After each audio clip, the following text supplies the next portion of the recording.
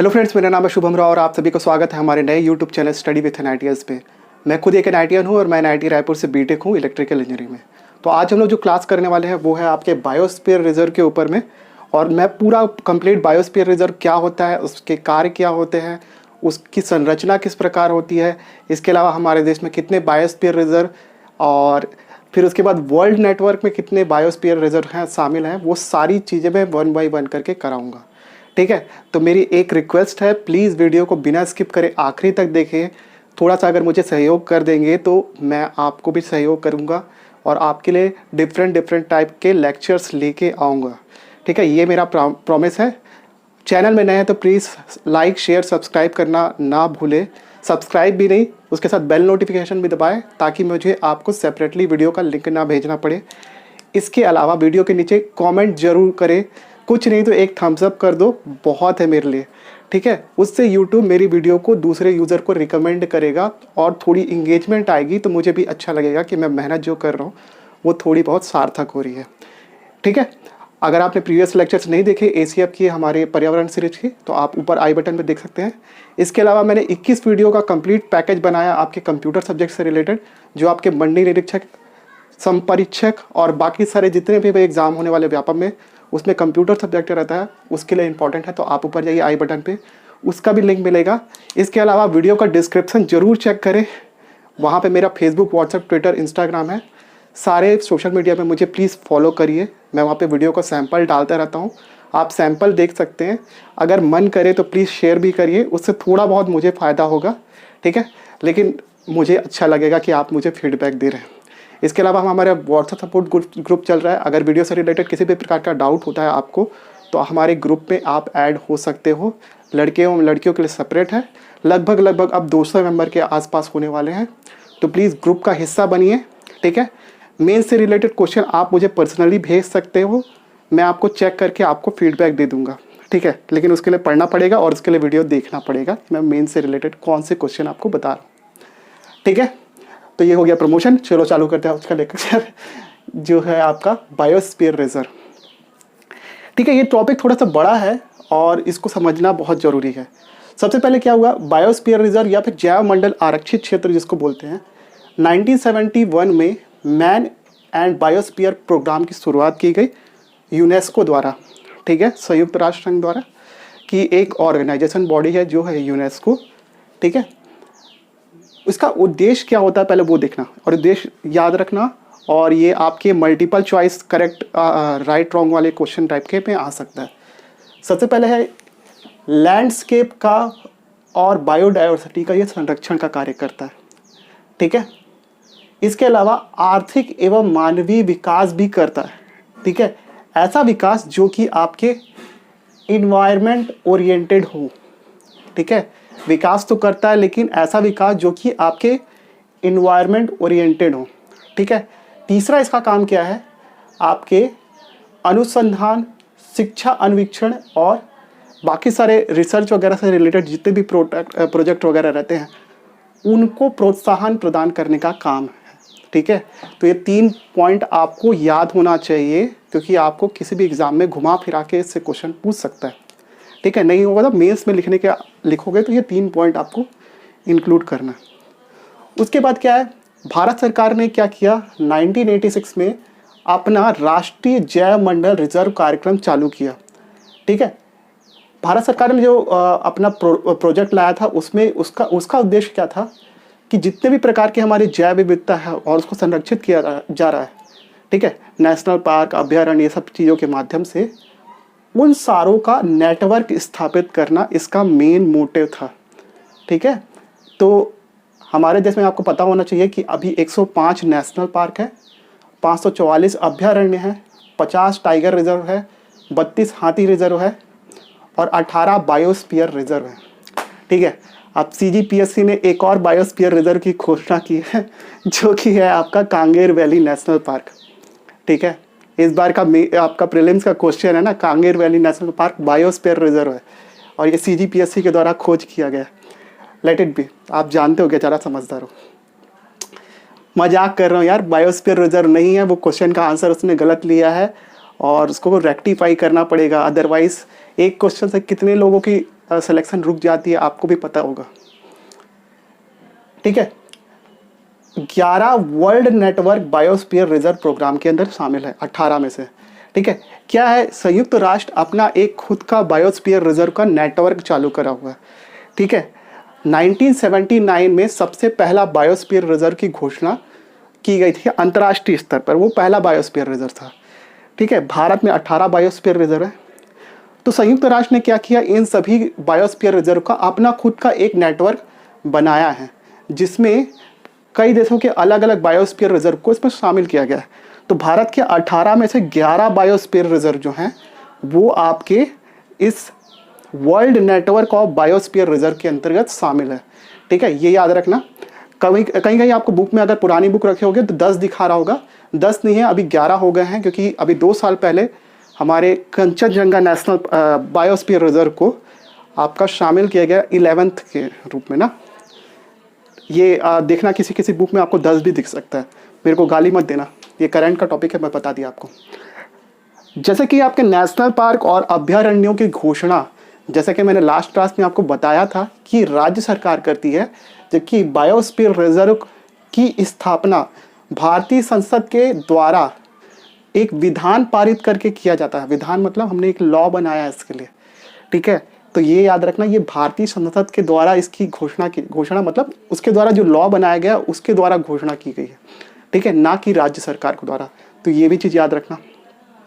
दूसरी और एक और चीज़, ठीक है, ये आप याद रखना, मैं ओरली आपको बता रहा कि अभयारण्यों और जो आपके नेशनल पार्क है, इनकी घोषणा राज्य सरकार तो करती है, लेकिन अगर उसके एरिया को बढ़ाना हो तो उसके लिए आपको राज्य विधानसभा से संकल्प पारित करना होता है उसके कैचमेंट एरिया को बढ़ाने के लिए।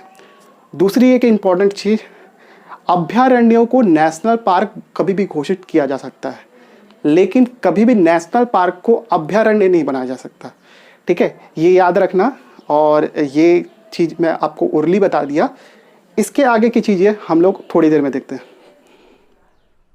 तो चलिए जैव मंडल आरक्षित क्षेत्र के कार्य देख लेते हैं, और ये आपको मेंस में भी आ सकता है, और इस तरीके की चीज़ें आपको प्रीलिम्स एग्जामिनेशन में 1 by 1 क्वेश्चन आंसर मतलब राइट रॉन्ग के फॉर्म में पूछी जा सकती है। ठीक है, तो सबसे पहले कार्य देखते हैं। तो कार्य में सबसे पहले है आपका संरक्षण।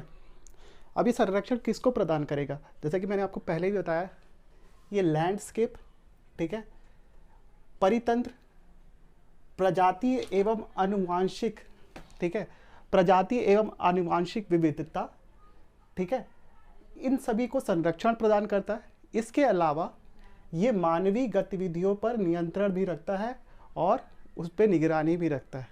ये काम क्या है, पहला चीज़ इसका संरक्षण में ये अंतर्गत आता है। सेकंड है आपका लॉजिस्टिक।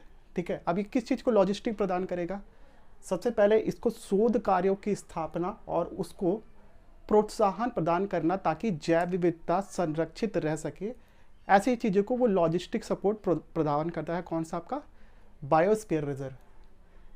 थर्ड है आपका विकासात्मक कार्य। ठीक है, जैव मंडल विकास तो करेगा, ठीक है, मानवीय विकास को भी प्रोत्साहित करता है, लेकिन जैसे कि मैंने आपको बताया इन्वायरमेंट ओरिएंटेड विकास मतलब पर्यावरणीय एवं पोषकीय विकास को ही प्रोत्साहित करता है आपका जैव मंडल आरक्षित क्षेत्र।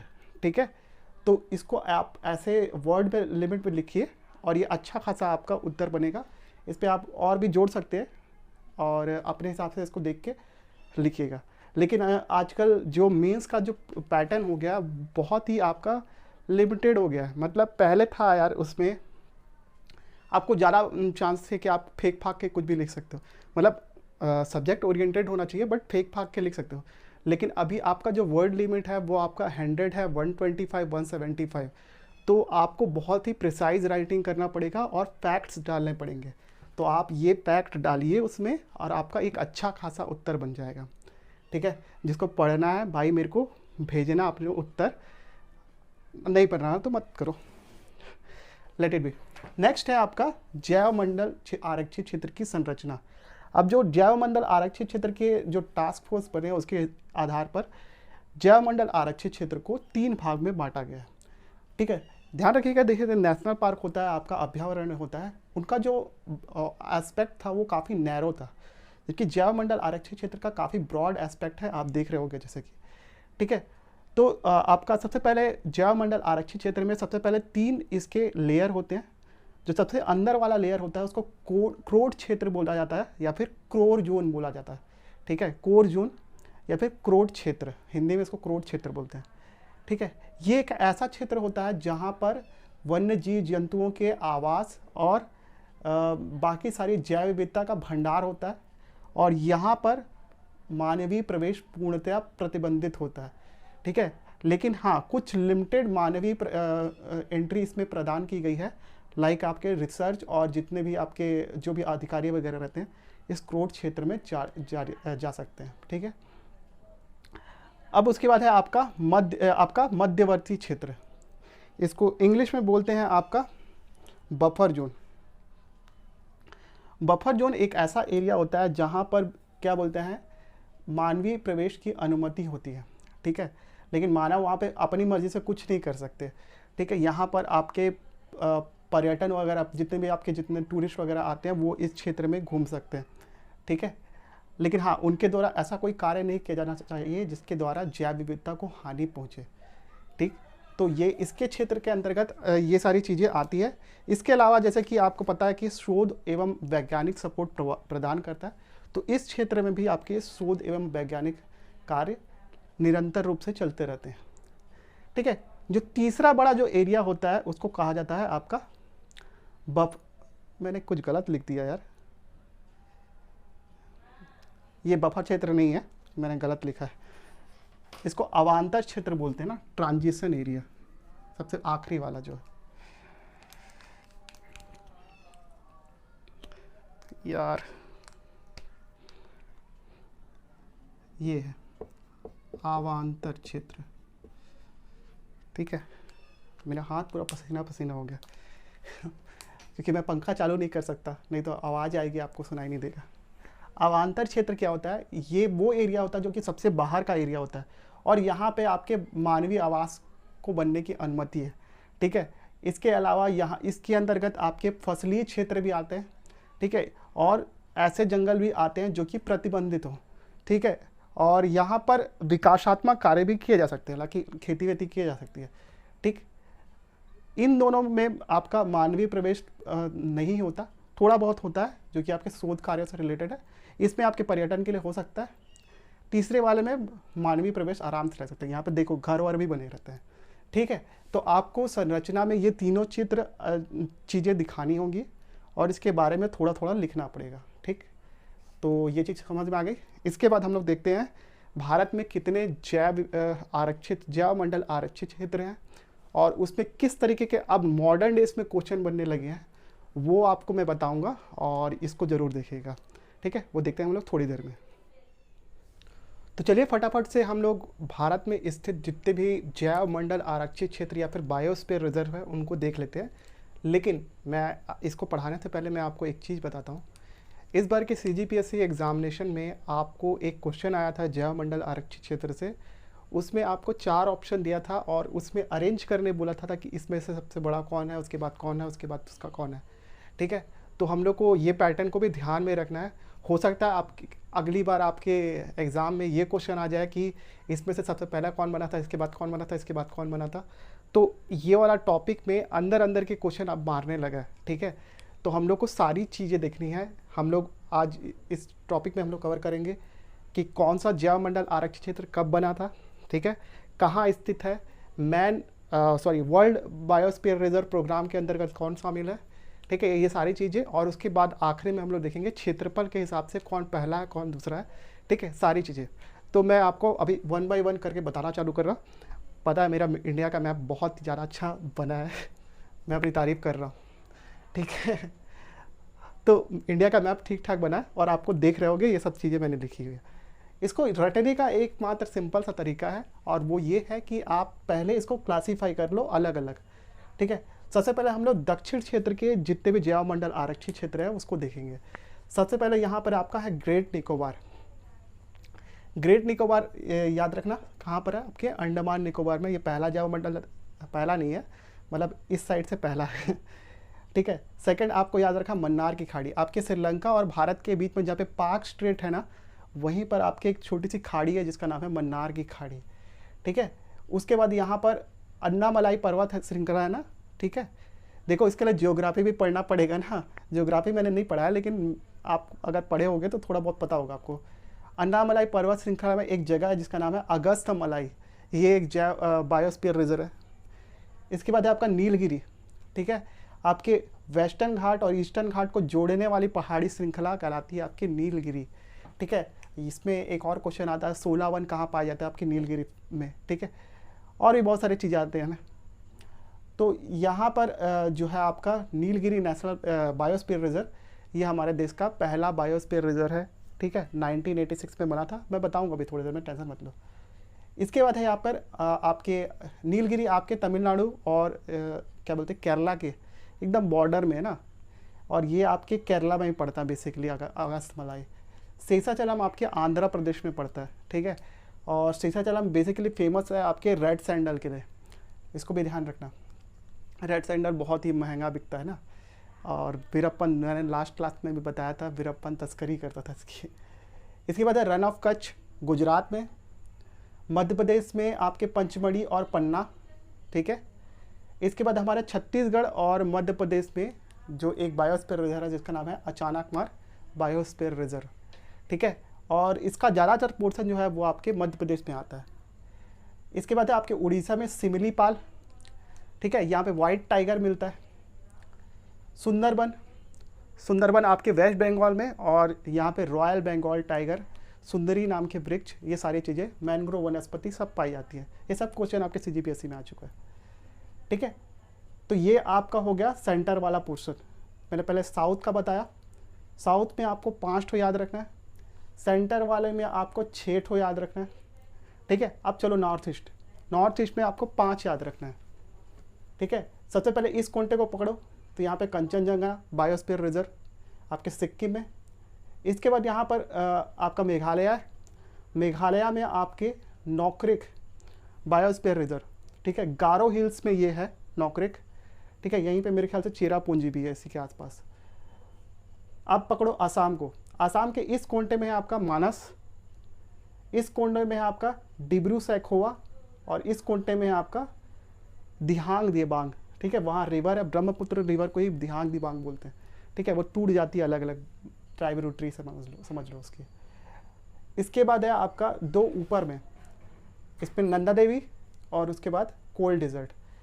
ठीक है। नंदा देवी सेकंड नंबर का हमारा बायोस्फीयर रिजर्व है। तो पहला और सेकंड तो हम लोग जानते हैं। ठीक है। इसके बाद हम लोग को एक चीज़ याद रखनी है, कब इनकी स्थापना हुई है, वो भी डेट आपको याद रखना है, और मैं इसको एक सिंपल कोड से आपको याद करा दूंगा, टेंशन मत लो। नंदा देवी और आपके नीलगिरी और नंदा देवी, ये तो हर कोई जानता है क्योंकि हम लोग पढ़ते रहते हैं 86 और 88 में। ठीक है। उसके बाद एक कोड याद करो। ठीक है। मैं बोल रहा हूँ, मासूम निकोबार। ठीक है। मासूम निकोबार ऐसे करके कोड याद कर लो, और सारे के सारे आपके 89 में बने थे। माँ से याद रखना। देखो ये डेट ना, ये जो कोड मैंने बनाया है वो उसकी स्थापना दिवस के आधार पर, जैसे 89 में सब बने, लेकिन उनसे सबसे पहले कौन सा बना था, मानस। एग्जैक्ट अगर डेट बताओ मानस कब बना था, 14/3 मतलब 14 मार्च को बना था। ठीक है। तो मैंने ये कोड को इसी फॉर्म में अरेंज किया ताकि आपको कभी भी दिक्कत ना हो। ऐसे याद कर लो, मासूम निकोबार, सबसे पहले आपका मानस 89 में बना है। सू से सुंदरबन। ठीक है। ये भी 89 में बना है। माँ से आपका मन्नार की खाड़ी। उसके बाद निकोबार, निकोबार मतलब आपका ग्रेट निकोबार। ठीक है। इसके आगे का और कोड याद कर लो। ये सब इतने में बन गया। एक 94 को याद करना है और 97 को याद करना है। ठीक है। 94 और 97, 97 के बाद 97, 98, 99, 2000 यहाँ तक याद करना है। तो चलो देखते हैं, यहाँ का कोड छोटा सा बना लेते हैं। ठीक है। मासूम निकोबार सी डिब्रू दीदी। ठीक है। मासूम निकोबार सी डिब्रू दीदी, ऐसा कोड याद कर लो। सी से आप याद रखना सिमलीपाल, ये 94 में था। इसके बाद ये 94 वाले को याद रख लिया। अब इसको हटा दो। अब 97 से 2000 तक कंटिन्यू है ना। तो सबसे पहले आपका डिब्रू से आपका डिब्रू सैखोवा, डीडी से याद रखना है आपका दिहांग दिबांग। ठीक है, 98 तक हो गया। 99 और 2000 में पंचम कंचम, ठीक है, नाम थोड़ा मिलता मिलता लगता ना। पंचम से आप याद रखना पंचमढ़ी, और कंचन से याद रखना आपका कंचनजंगा, ठीक है। ये इतना याद हो गया। अब देखो 2005 में को याद करना, बेस बनाना। एक है आपका सबसे पहले अगस्त मलाई, ठीक है। उसके बाद AC जो लिखा है वो है आपका अचानक मार, ठीक है। ये याद हो गया। ए से 2 ठो 2005 में। 8-9 में याद रखना आपका 2 का से है। का से मतलब कच्छ का रण और कोल्ड डिजर्ट, ये 2008 में, 2009 में आपका कोल्ड डिजर्ट, ठीक है। उसके बाद आप नीचे के 2 को तो याद ही कर लो, ऊपर के 2 जैसे याद किए थे वैसे नीचे के 2 को याद कर लो। शेषा चलम वाला है आपके 2010 में, और 2011 में आपका बना है पन्ना बायोस्फीयर रिजर्व, और ये सबसे लेटेस्ट बायोस्फीयर रिजर्व है, ठीक है। तो मैंने आपको रटवा दिया ये। हम लोग थोड़ी देर में देखेंगे कि इनका एरिया वाइज क्या क्लासिफिकेशन है, लेकिन उससे पहले एक छोटी सी चीज़ देख लो। अब मैं आपको बताने जा रहा हूँ कि इसमें से कौन सा वर्ल्ड बायोस्फीयर रिजर्व प्रोग्राम के अंदर शामिल है, ठीक है। शामिल है से ज़्यादा याद करने से अच्छा है हम लोग शामिल जो नहीं है वो याद करते हैं, क्योंकि 11 शामिल हैं, ठीक है। अगर 18 में से 11 को घटा दोगे तो बचे कितने बचे यार, मैथ बताओ ना। 7 बचे ना, तो हम लोग 7 याद करना ज़्यादा सरल है, ठीक है। यहाँ से याद कर लो, साउथ के एरिया से आपका शेषाचलम शामिल नहीं है, तो मतलब 1 हो गया मेरे पास, ठीक। कौन शामिल है उसको याद करने से अच्छा मैं बेटर है कि मैं जो शामिल नहीं है उसको मैं याद कर रहा हूँ। वर्ल्ड बायोस्फीयर रिजर्व प्रोग्राम के अंदर के शामिल या शामिल नहीं होने की बात कर रहे हैं ना हम लोग, ठीक। तो उसको हटा लो शेषाचलम को। इसके बाद यहाँ से याद करना सेंटर वाले से रन ऑफ कच्छ और पंचमढ़ी, ये दोनों शामिल नहीं हैं। 2 हो गए तो कितना हो गया 3, ठीक है। आसाम के तीनों को मार लेना, मानस, डिब्रू सैखोवा, दिहांग दिबांग, ये तीनों के तीनों शामिल नहीं हैं। ये हो गया कितने, 2, 3, 5 और एक 6, और एक है आपका कोल्ड डेजर्ट नेशनल पार्क, जो कि सॉरी नेशनल पार्क भी है और ये बायोस्फीयर रिजर्व भी है, ठीक है। जैसे ही आपका सुंदरबन नेशनल पार्क भी है, बायोस्फीयर रिजर्व भी है, सब चीज़ें हैं, ठीक है। वर्ल्ड हेरिटेज साइट भी है। तो कोल्ड डेजर्ट भी आपका, तो ये 1, 2, 3, 4, 5, 6 और ये 7, ये 7 के साथ बायोस्फीयर रिजर्व जो हैं वो आपके वर्ल्ड लिस्ट में नहीं है, ठीक है। बाकी इंडिया के बायोस्फीयर रिजर्व हैं। इसके बाद हम लोग एक छोटा सा टॉपिक देखते हैं कि आपके एरिया वाइज कौन सा बायोस्फीयर रिजर्व पहले है, सेकंड है, थर्ड है, उसके लिए भी हम लोग कोड बना लेंगे, ठीक है। तो वो देखते हैं हम लोग थोड़ी देर में। तो चलिए फटाफट से क्षेत्रफल के आधार पर हमारे बायोस्फीयर रिजर्व का क्रम क्या है वो हम लोग फटाफट से देख लेते हैं। इसका मैंने कोड नहीं बनाया, लेकिन आप याद कर लेना, या फिर मैं अगली क्लास में आपको जो मेरे से अगर कोड बना तो आप मेरे को बता देना, या फिर आपसे जो बना वो आप बताना कमेंट करके, ठीक है। तो मैं फटाफट से बता देता हूँ। सबसे पहले आपका रन ऑफ कच्छ जो है वो सबसे लार्जेस्ट बायोस्फीयर रिजर्व है, इसको याद रखना। उसके बाद मन्नार की खाड़ी, ये दोनों याद हो गया। उसके बाद अपना तीसरा है आपका सुंदरबन, ये 3 हो गए। चौथे नंबर पे आता है आपका कोल्ड डिजर्ट नेशनल पार्क। 5वें नंबर पे आपका, देखो ये मैं के लिखा हूँ, इसका मतलब क्या है कि वो उतने एरिया का है। जैसे कि आपका रन ऑफ कच्छ है आपका 12,000, ठीक है, 12,000 स्क्वायर किलोमीटर। मन्नार की खाड़ी है 10,000, ये 2 हो गए, ये इन दोनों को अलग कर लेना। तीसरा आपका याद रख लेना सुंदरबन, ये 9,000 का, ठीक। उसके बाद चौथा है आपका कोल्ड डेजर्ट, ये 7,000 का है, ये तो अलग अलग हो गए। अब 5,000 वाले 3 हैं, कौन कौन से, नीलगिरी, नंदा देवी और आपका दिहांग दिबांग, ठीक है। तो 5वें नंबर पे है आपका नंदा देवी, ठीक है। 6वें नंबर पे है आपका नीलगिरी, दिहांग दिबांग है आपका 7वें नंबर पे, ठीक है।